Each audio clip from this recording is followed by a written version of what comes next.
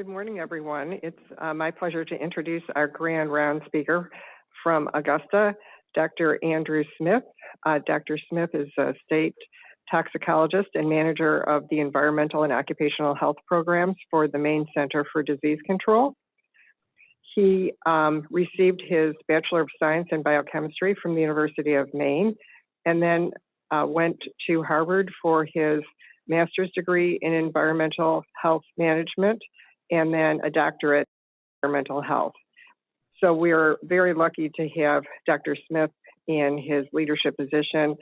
In addition to the talk that he's going to give us today on lead poisoning, he's also looked at other environmental health risks and has published extensively on those, including things like arsenic in well waters, mercury in fish, radon and uranium in bedrock, and looking at how to mitigate potential challenges that we're facing because of climate change. Here in Maine with a federal HRSA grant. He also has a HRSA grant to investigate and prevent lead poisoning in children, as well as to continue to maintain and enhance Maine's environmental public health tracking program.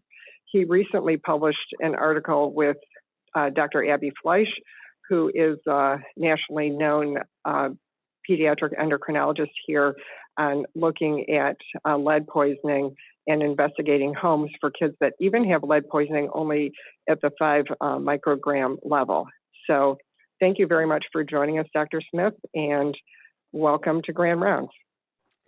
Great. Thank you for the introduction, and it's a pleasure to be here. I'm going to go ahead and share my screen and make sure all is looking good there.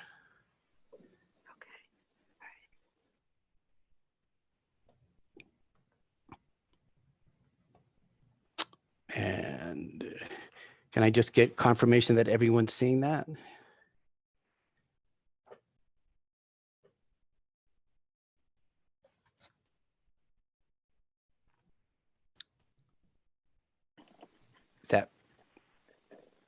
Elizabeth, is everyone, or Carol, can I just get confirmation everyone's seeing the presentation fine before I begin? Yes, it looks good. Okay, Hi, great. we can see it. It looks perfect. Great, thanks much. Okay, so we'll get going here. Let me give you a little bit of a roadmap. I've got a lot I'd like to cover this morning. The format is I'm going to have 3 natural sort of breakpoints in the talk where I'll stop, give a quick summary of some of the information we've just covered, and then we'll use that as a chance to take questions, hopefully making sure we notice them all, whether they come across the chat or the Q&A, and then also the moderator in the auditorium will help facilitate questions that way. I've got the following topics. There's really been a lot that's been happening in the area of childhood lead poisoning over the past several years. So I really welcome this opportunity to talk about that with you. I also welcome the opportunity to give some shout outs for folks at Maine Health that we've collaborated with over the years. And so hopefully I will do a good job of remembering to acknowledge those folks as I sort of go through this talk.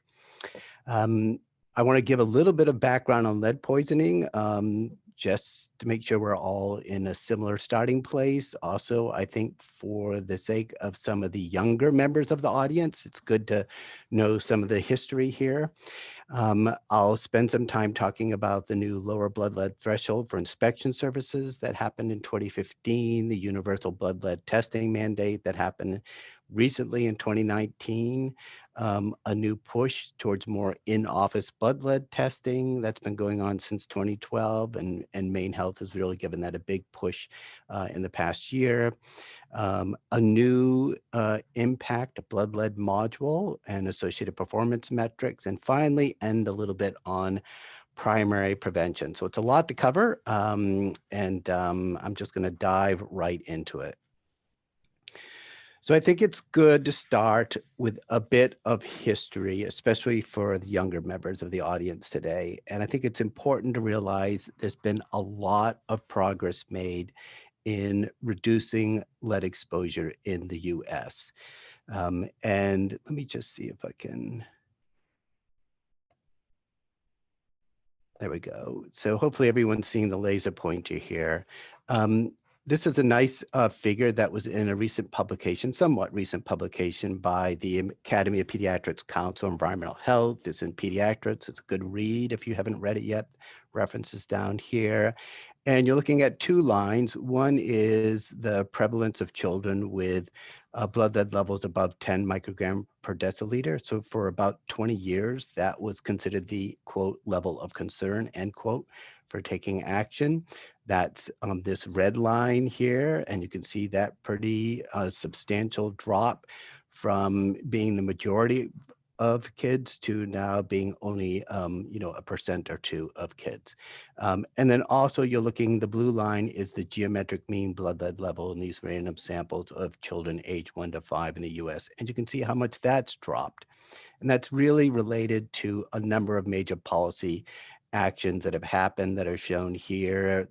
You know, the lead-based paint Poisoning Prevention Act, so getting lead out of paint, which, you know, finally became a ban as of 1978, phasing out lead and gasoline with the virtual elimination by 1988, ban on lead in plumbing, ban on lead in solder and food cans, and the finally coming up with lead, dust, and soil hazards for responding to lead issues in homes, etc.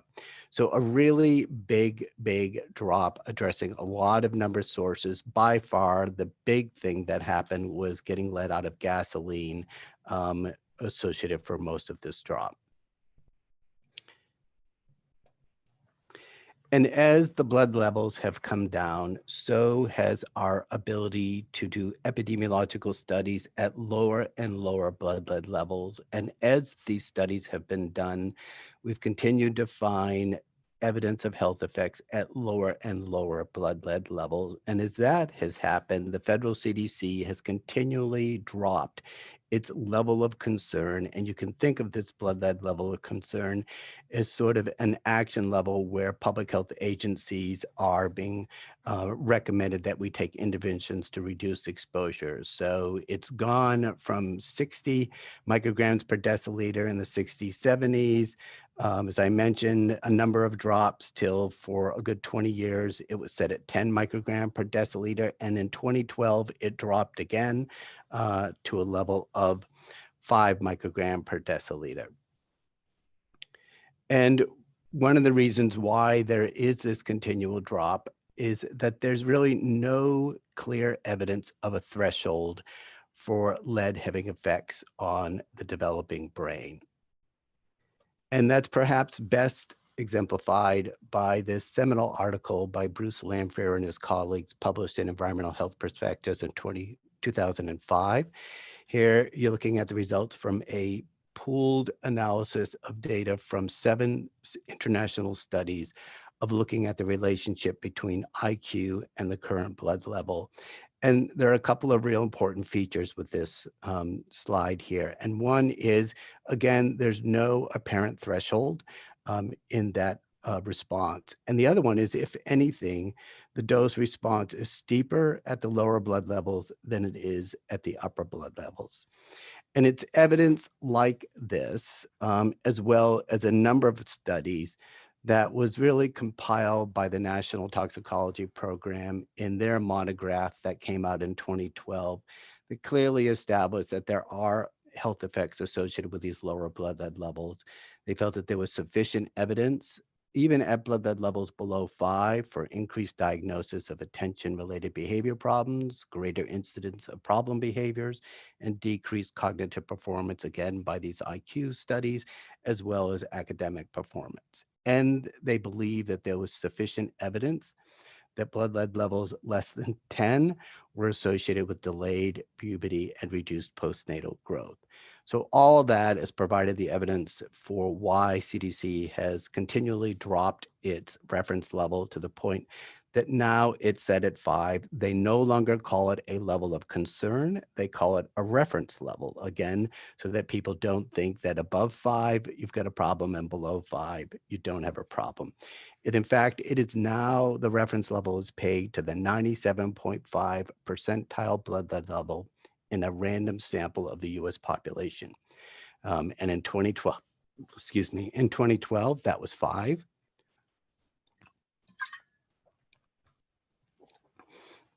And that's how that ended up becoming the standard that we use today.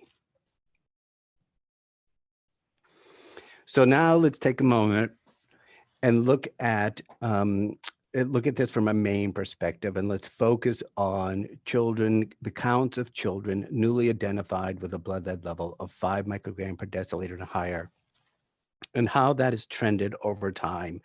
And one of the things you'll see is that the trend is decreasing. That's good news. That's what we want to see.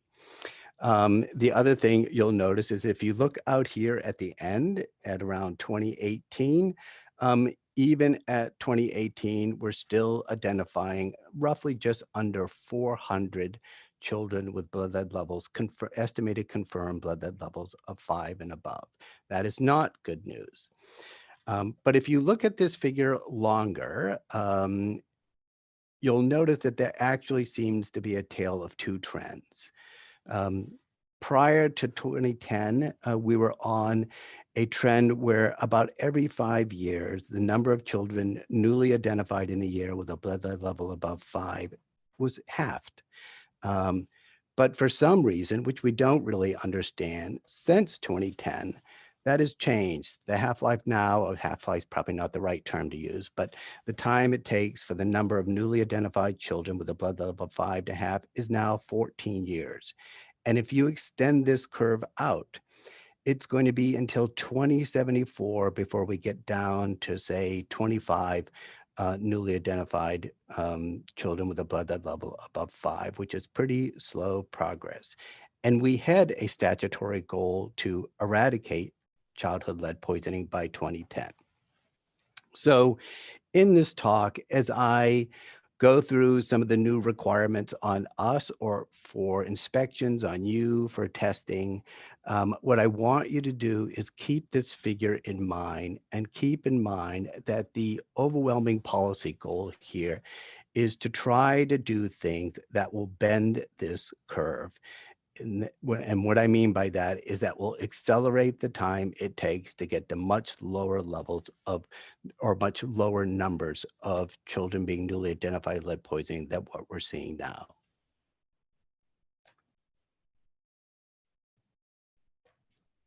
So what's one of the first things that advocates, and most of this is being driven by advocates in affordable housing and environmental health, coming to the legislature and amending the Lead Poisoning Control Act.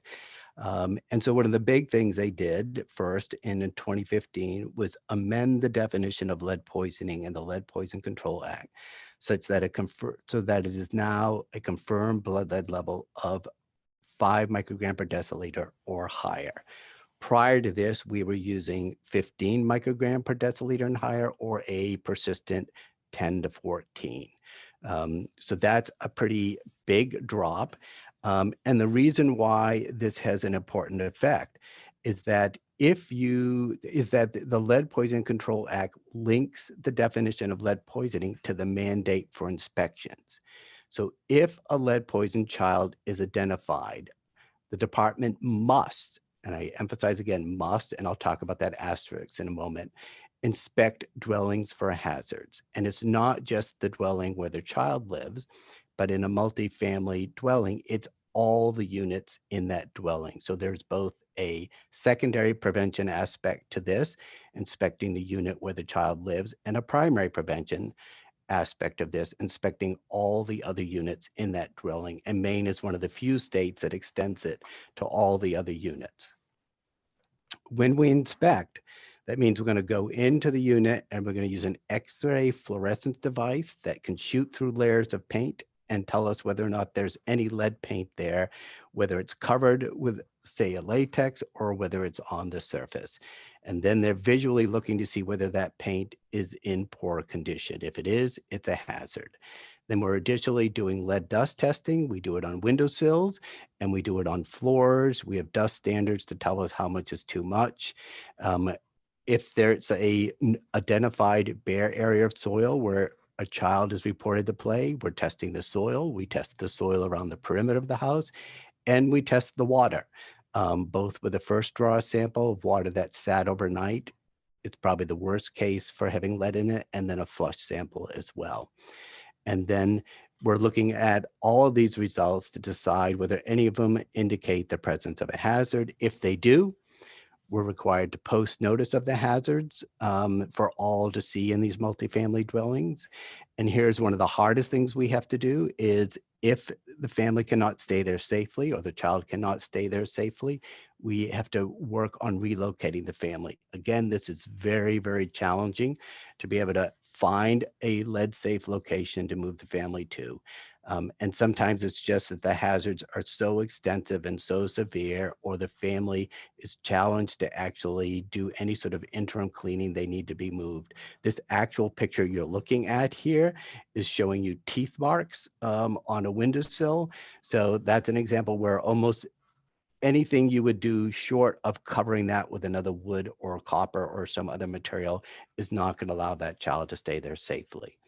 And then finally, we issue orders to abate, which means either removal or the covering of hazards or the encapsulation of hazards, usually done by licensed and professional lead abatement contractors. So those are all the things we have to do that are all made possible by this lowering of the blood lead threshold. And our inspection activity as a result of this has increased about 7-fold. So we've gone from doing under 100 inspections a year to almost 700 inspections a year. And if you're wondering about how this relates to bending the curve, the thought process apparently is if we inspect more, we find more hazards. If we find more hazards, we abate more hazards. If we abate more hazards, we find more, we make more lead safe housing. And if we do enough of that over time, it should help accelerate the progress towards eliminating childhood lead poisoning. Because when you abate, it's supposed to be a semi-permanent solution that can last for a good approximately 20 years is the theory. When they adopted this blood lead reference level of 5 microgram per deciliter, they took a leap of faith. And they took a leap of faith in that there is no clear evidence at the time that if you inspected at these lower blood lead levels of, say, 5 to 9 microgram per deciliter, you would find hazards, or how often you would find hazards. And that was just a complete unknown. And Maine was one of the first states to actually begin doing inspections at these lower levels. We recognized that. And so we felt we really had an obligation to, once we had enough data, compile this, analyze it, and disseminate it. So here you're looking at a figure that is updated from a figure that's drawn from a publication that we published in 2019 in the Journal of Public Health Management and Practice. This is work that I want to give a shout out here again that was given at the beginning of the talk of Abby Fleisch, who worked with us and made available to us a very talented intern from Harvard School of Public Health, Rachel Cluett, who's the first author on the paper. And what you're looking at is we took our inspection results, we stratified them into 2 different blood lead categories, and we asked whether there were any big differences in what we were seeing for the presence of paint and dust hazards, paint hazards only, dust hazards only, or no hazard. And really, the bottom line here is that we do not see any big differences in what we find when we inspect at these lower blood lead levels as compared to what we were seeing when we were expecting at blood lead levels 10 and higher. The differences that you see are not statistically significant. So that is good news, and it was important to publish this because one of the arguments that have been made for not adopting lower blood lead levels is whether we would find anything if we inspected. So where are we now, given what we've learned with about a little over almost 4 years now of doing these inspections at these lower blood levels? I think what we've learned is lead poisoning continues to be mostly about housing, mostly about pre-1950 housing, mostly about pre-1950 housing with paint in poor condition. But it can also be about pre-1950 housing with paint in good condition, but renovations are performed. And when the renovations are performed, they don't do a good job of cleaning up after or controlling dust hazards. And I think the other thing that we know, both from the literature and our own experience, is that when we think of lead exposure these days, it's mostly about exposure to lead dust. Yes, eating lead chips happen. That can sometimes lead to very high blood lead levels, but that is relatively rare. Mostly, we believe it's dust exposure. If you think of a young child, and I'm talking to a bunch of pediatricians, so you all know this far better than I do. But at 6 months, you're going to start to have a lot of hand-to-mouth activity. 9 months or so, they're crawling, and that means a lot of time on the floor with hand-to-mouth activity. The perfect sampling device for lead dust on floors. Likewise, on window sills, we tend to see higher levels on sills. Sills can be a direct exposure as children climb up and look out the windows, but they can also be a source on floors. And here's a good time to mention that we just recently lowered the lead dust standards for both floors and sills, adopting the numbers that US EPA finalized just this past January. And this too is something that can help bend the curve, because it means every time we inspect and go into a house, we'll now have a lower threshold for calling something a lead dust hazard, whether it's floors or sills, meaning we would issue an abatement order for those to be cleaned up.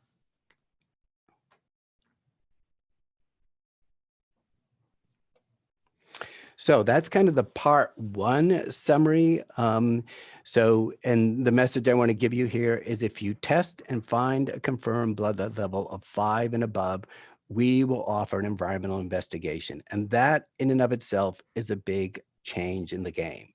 Prior to this, as I mentioned, we were only doing investigations if we had a confirmed blood lead level of 15 and higher, or a persistent 10. Those maybe were less than 1%, 0.5% of kids that were being tested. That would be something very rare. So it would mean you would be doing a lot of testing and not seeing much happen as a result of those test results. So this is a fundamental change. It is change in that it is now much more likely when you test that you're going to get a result that we are going to act on in a level that will reduce environmental exposures for these children. And when we inspect, even at these lower levels, I've made the point that the data show that we are usually going to find lead paint hazards that need to be abated. And we will order the abatement of all those identified hazards. If it's rental property, I keep giving you this asterisk, and the point is the law gives us the ability to have some discretionary authority with single-family owner-occupied homes. If they're willing and able to work with us, and we can give them technical guidance, and they can address this on their own, which is most of the time, then we do not use the stick of an abatement order, etc. But there have been some rare instances where we have needed to use that authority, and we have that authority, and we will use it if we need to. And then, as I've mentioned to you, one of the most difficult and challenging things is the need to order relocation if a family cannot stay safely. It's hard enough to find affordable housing at any time. It's even more challenging to find safe, affordable housing, and that it's extremely challenging to find safe, affordable housing in a short period of time. And that is always a challenge we face. So at this point, I want to stop and take questions before I jump into the universal testing side of things.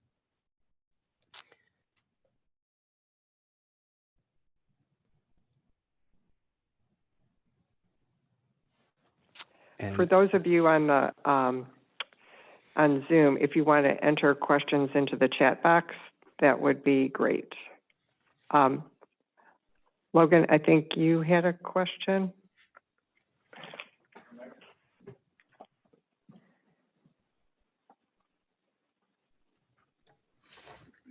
Are you finding a pattern, this is Logan Murray, PEDS, are you finding a pattern with the age of the homes? Is there a stratification of homes before 1950 or worse than homes between 1950 and 1970, for example? First, Logan, it's great to hear your voice. Um, yes, I'd say the point I tried to make in one of those slides is that it's the vast majority of lead poisoned children. So again, this is children with blood lead levels 5 and above, and even the 5 to 9 are associated with housing that is pre-1950. It's relatively rare, maybe 10% of the time or so, that we see them in housing that is built between 1950 and 1978. And does it help that a lot of the more recent homes may have been repainted more, and so there's more layers over the lead? No, I don't think so. I think, as early as the 1950s, they started to decrease the content of lead in lead paint. It used to be really quite high, 10, 20, 30, 40% of that white paint would be lead. So I think the issue is in part that for these older homes, before there really was a big effort to remove or reduce lead content of paint, you just have some really, really high levels of lead in that lead paint, and therefore it does not take much to create lead dust levels of concern. Whereas as you sort of move from 1950 to 1978, you have paint with lower and lower lead content. So now a few questions from the Zoom audience. Carl Santiago asks, does the investigation offer apply to venous levels greater than 5 or capillary levels as well? Great question. So it only applies to venous. So the definition of lead poisoning in statute is a confirmed blood lead level of 5 and above. So confirmed means a venous confirmation. And I'll return to this topic in the testing. So it's a great question to have now, but it's a very, very important point. We do all of the environmental inspection work and other services we do in response to a confirmed blood lead level.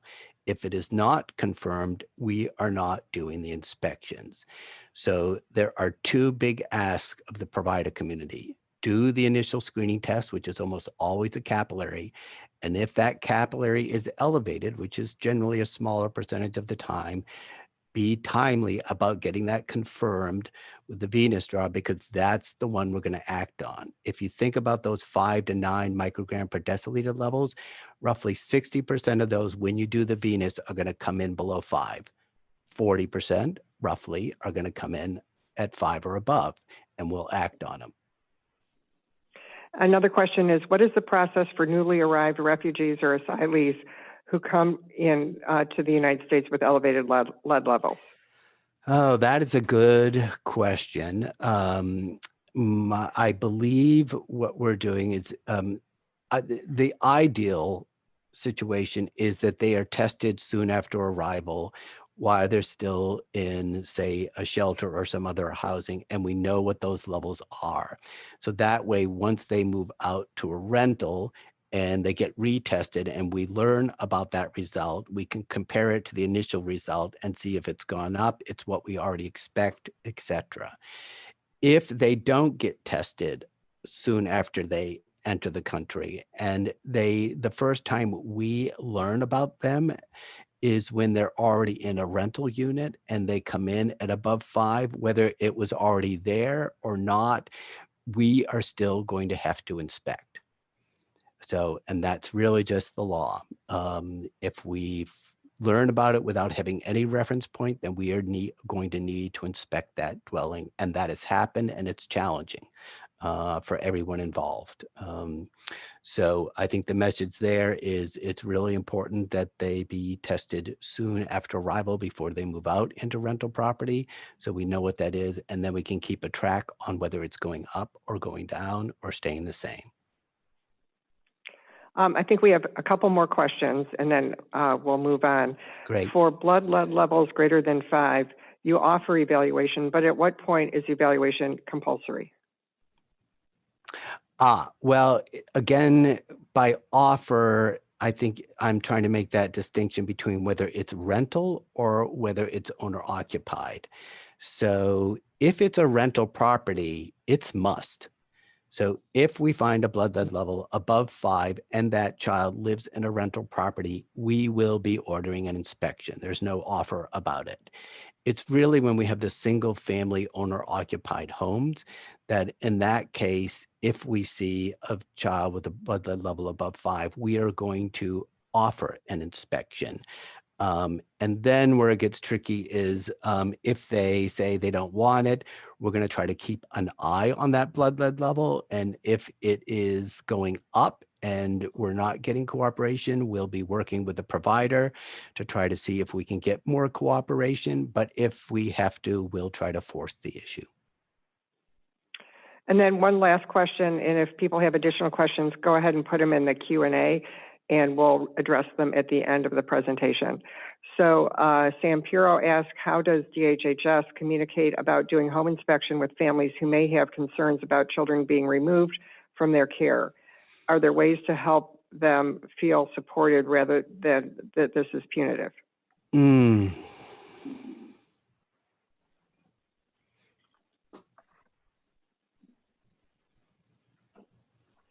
That is a hard question.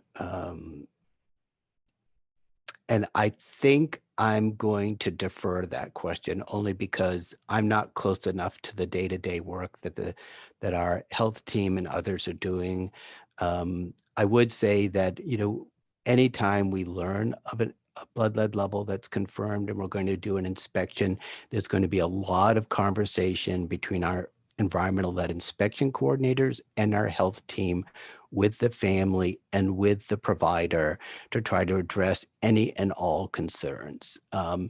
It's really what we're doing is not that different than what a caseworker is doing, and trying to build that relationship, understand what their needs are, what their challenges are, and try to navigate through all that within the context of trying to address lead hazards. So I think that's about the best way I can answer it, other than just telling you it is really challenging work because of just the real issue with substandard housing and then all the other issues that come in when you're trying to deal with these issues.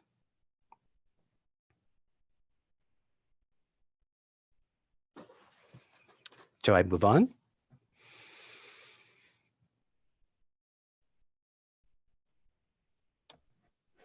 Yes, I think he can move on. Thanks. Okay.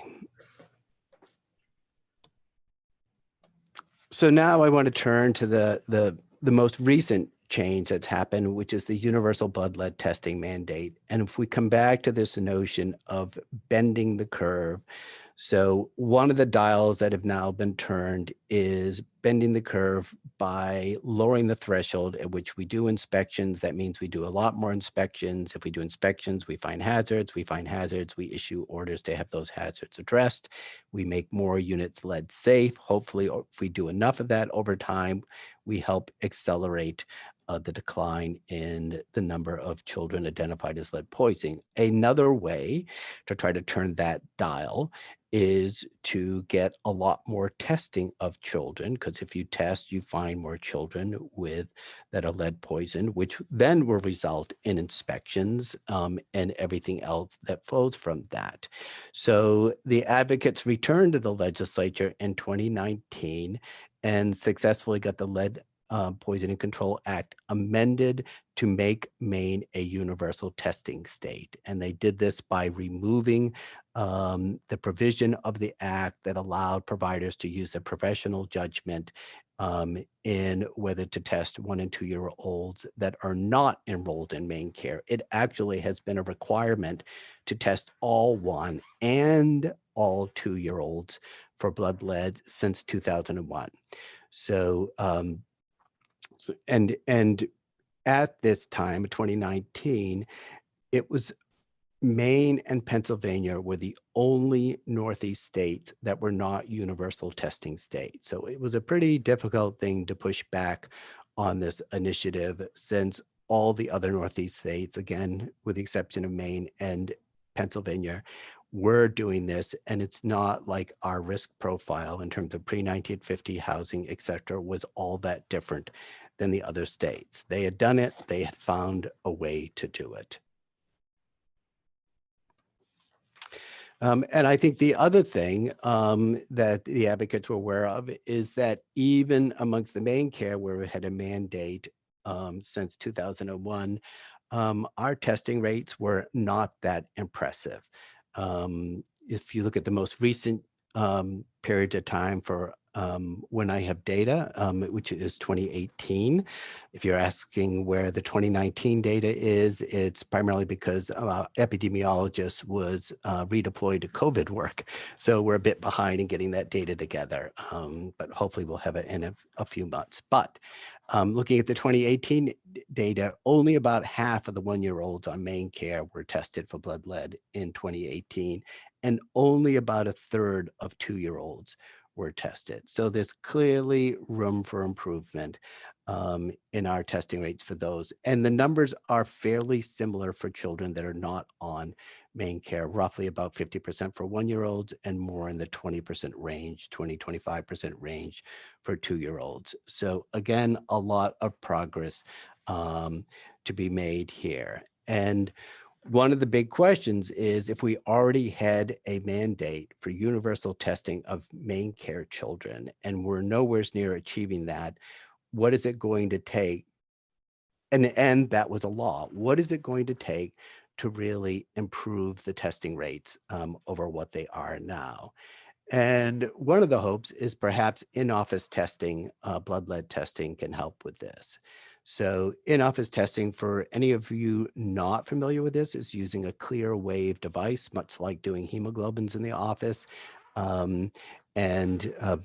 It's an instrument that costs roughly $2,000 to $3,000. And then the companies make their money mostly off to selling the kits used to collect, to actually do the analyses by putting them into the sample. Putting them into the instrument. The benefits of in-office testing is, first, you have no added transportation burden. So if you think of it right now, there's sort of 3 models for blood lead testing in this state. One of the models is you just write the slip and you send the child to the lab and the blood sample gets drawn and and then you wait for the analysis to come in. The other one, and the much more common one, is you do the finger stick for the capillary sample in the office, and then you send the sample off to our state lab to be analyzed and you wait for the result to come in. And then the third one is this new use of the lead care instrument for in-office testing, where the sample is collected in the office and you get the result right then and there. So the family's informed of the result during the visit. There's no added transportation burden. If it's elevated, the child can be referred to the laboratory for venous confirmation right then and there. And we actually do see somewhat higher rates of confirmation amongst practices using lead care tubes than those that aren't.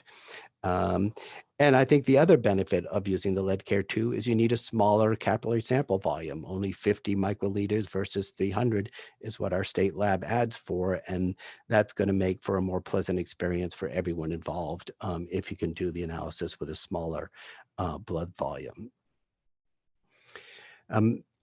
The ability to use in-office testing became allowed in 2012 with another change to the Lead Poison Control Act, and there were some early adopters, but now it's sort of leveled off in 2016 to be roughly about 25% of all blood lead testing, screening testing that is being done with these in-office testing devices or these lead care instruments.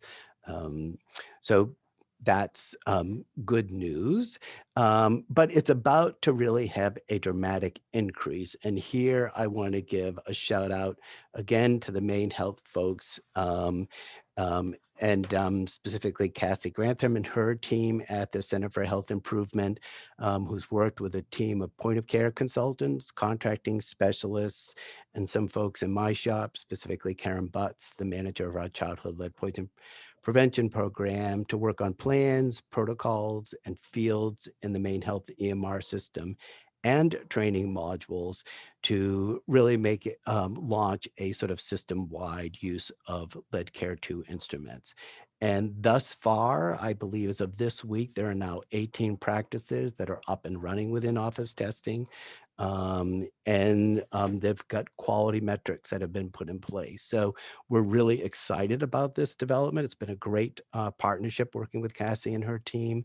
And we're really interested to see how it increases screening rates overall once everyone is fully operational. I will add that we are looking at the possibility of getting some CHIP HSI funding so that we can purchase some lead care instruments that we can then make available possibly as grants to practices that don't have the patient volume large enough to make the economics easy to consider purchasing and operating an instrument, but do have enough of a patient population where the added effort of getting trained and maintaining the instrument and working it into your sort of overall protocols in the office makes sense. So more to come on that once we determine whether we can really get the funding for that or not. So not everyone is fortunate enough to have a Center for Health Improvement. Not everyone is fortunate enough to have a robust electronic medical record that you can easily get what you want out of it as to children that identifying the children that need to be lead tested. So to help those people, we have worked over the past several years and launched in the past year a new blood lead module for Maine's electronic immunization registry. So now when you're in there, if, for example, if you're doing any work on immunization in there, you can get prompts for a child telling you whether that child is due for a blood lead test. And then you can go into the lead module itself, and there you can get information about testing status, as well as some prompts about where the child is in their testing history. You can keep track of whether a family has declined or refused a blood lead test so that we can track that as well. There's a section where you can pop up and see what the actual blood lead test results. And this is going to work both for data coming in from in-office testing, as well as we will be sending the data from our lab directly to this as well. So as soon as, within a day, I think it's within a day of the Heddle running those analyses, that data will be uploaded into this environment. And then finally, you have this area on the bottom where there's a data screen for in-office testing. So this is where practices that are using lead care tools can enter the data because there's a requirement to be able to report that electronically to us. This screen can also be used for viewing more details about the results up in this area. If you click on this result, it will populate these fields. So it's kind of a dual function screen here. We've also built into this some queries. So if you want to be able to identify all the kids, 1-year-olds, for example, in your practice that are in need of a blood lead test, we have a query for that. And it will output the list and give you something to act on. Same for 2-year-olds. It can also be used for finding those that need follow-up testing, such as the confirmatory testing as well. So again, this became live, I think just within the past year, and we're looking forward to see how this helps practices identify children that are in need of blood lead testing and helps improve testing overall.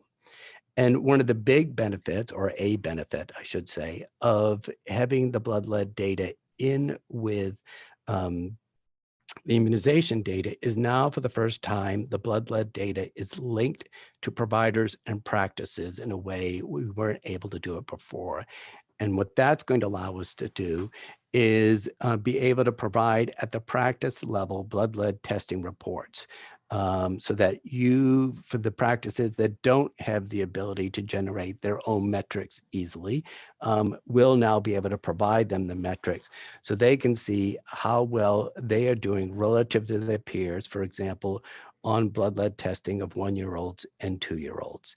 And then importantly, we will also do this, and this touches on that question we had earlier, of how they're doing with timely confirmation tests of the children that have elevated CAPs.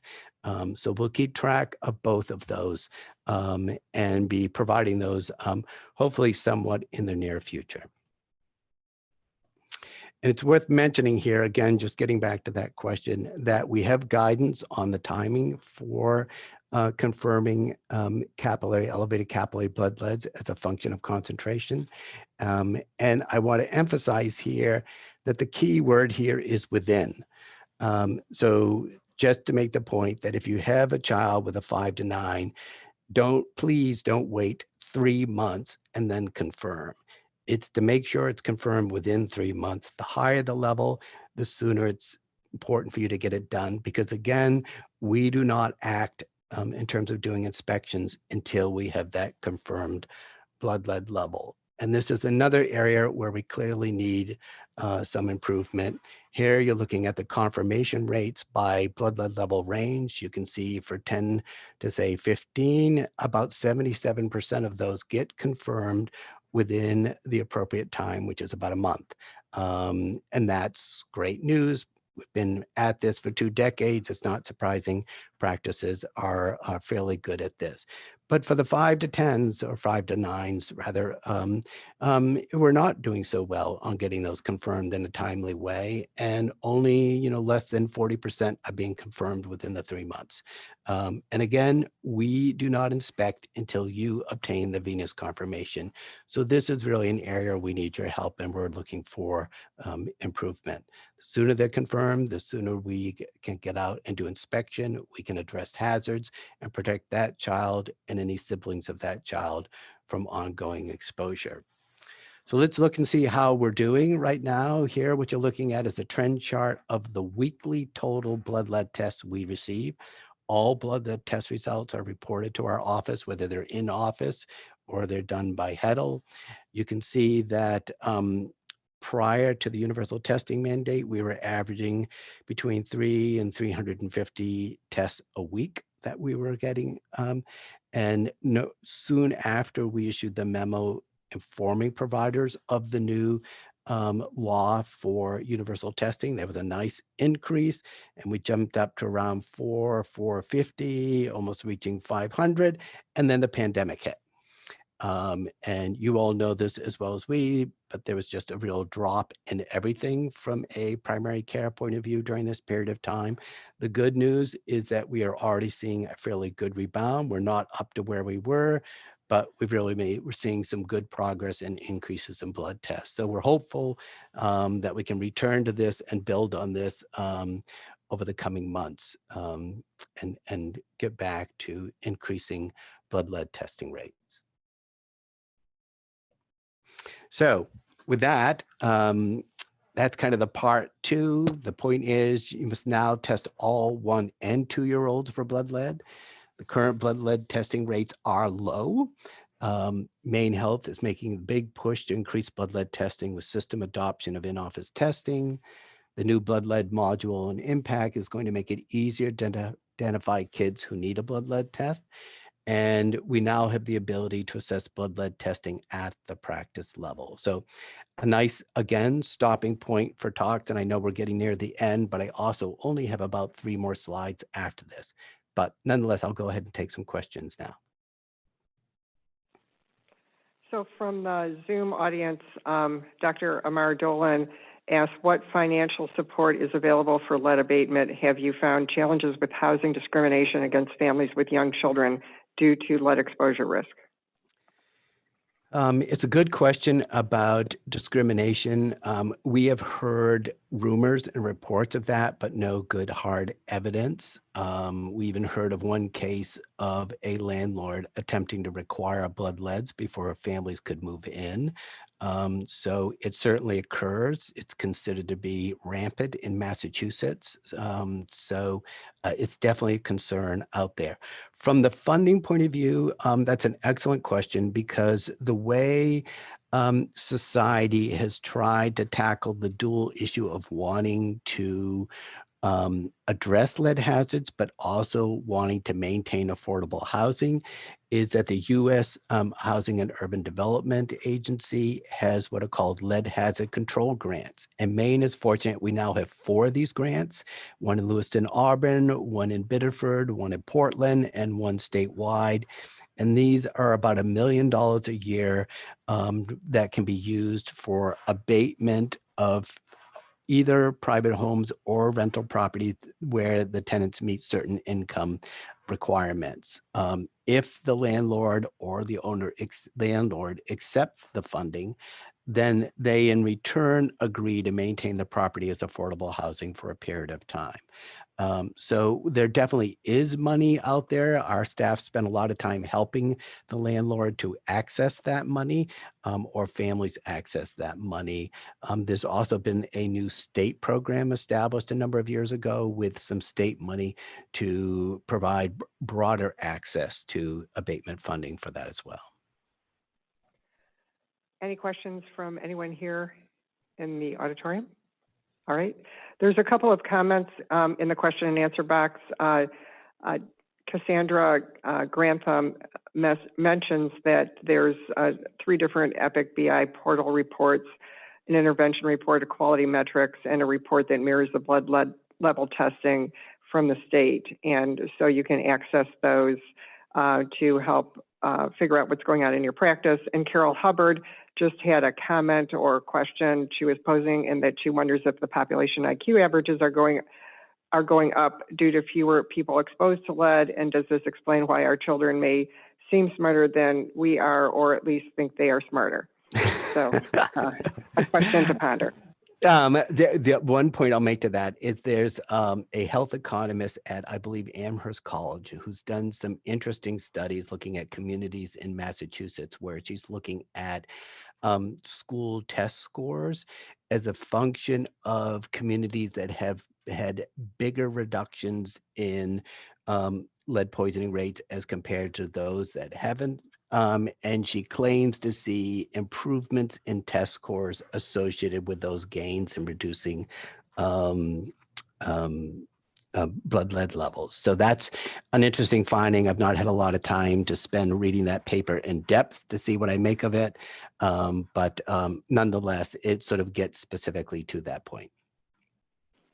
Thank you, Dr. Smith. Please continue. Right. So just a few more slides. I think with this drop of the reference level to 5 microgram per deciliter, both the American Academy of Pediatrics and CDC's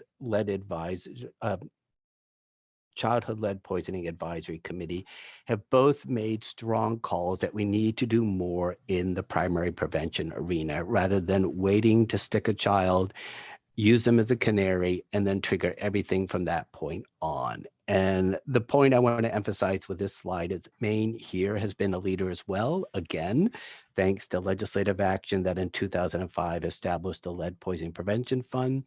Every gallon of paint sold in Maine gives us 25 cents that we use to support primary prevention efforts. We give contracts to 4 of the high-risk communities in Maine: Portland, Lewiston, Auburn, Bangor, and Biddeford. That money is used for local outreach, neighbor-to-neighbor training programs, education for the importance of blood lead testing, posters on the side of buses, even identifying buses that travel through some of the high-risk neighborhoods for those. We additionally have postings that go out to hardware stores where paint is sold to try to get the renovation crowd. We do an annual mailing every year to every family in Maine with a 1- and 2-year-old with an offer for a free lead dust test. It is surprising how little that is taken up. But we do that. We're now coupling it with social media to try to improve the use of that. But that's something providers should be aware of, and perhaps something you can help make the case for when you believe you have a family at risk. But it is a service we provide.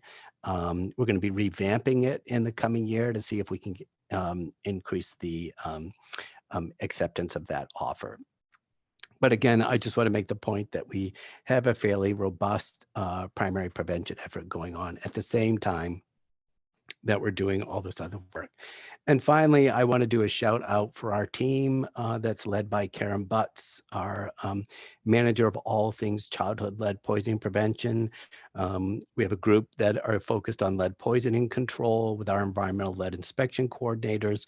It used to be one person a number of years ago, and now once we fill all the positions, it will be 8. We have our health management team, case management team. These are the ones that you're most likely to interact with. Currently, Sandra Dempsey, our nurse education consultant, is holding down the fort. We're in the middle of interviewing for a public health nurse to be our child health coordinator. And I'm supposed to really make a shameless pitch here for recruitment. We are also recruiting for a public health physician. Dr. Leslie Wally recently retired, and so we'll be filling that position for the leader of our health case management team. So anyone interested, please contact me. We have our primary prevention team, etc. But the big shout out I want to do for this team is to say how proud I am that during the pandemic, they remained fully functional, and one of the few states that remained fully functional. We quickly figured out how to do everything remotely.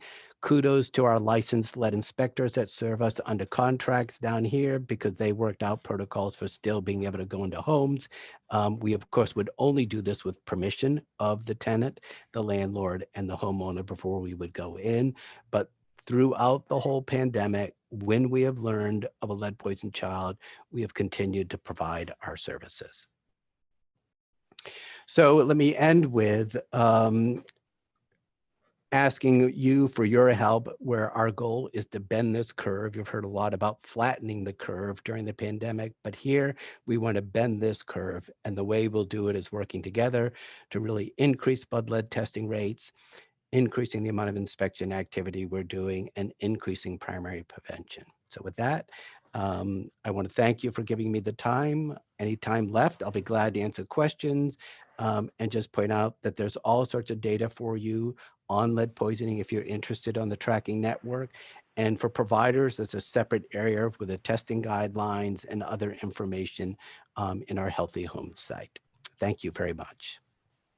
Well, thank you very much, Dr. Smith. And I think this is an example of a perfect confluence of advocacy efforts on the part of the public and pediatricians, as well as the science and epidemiology that you bring to bear, and the work of toxicologists and others to really decrease this serious risk to children. And we need to not give up on this and keep moving forward. I just wonder if there are any other questions before we end our grand rounds for today.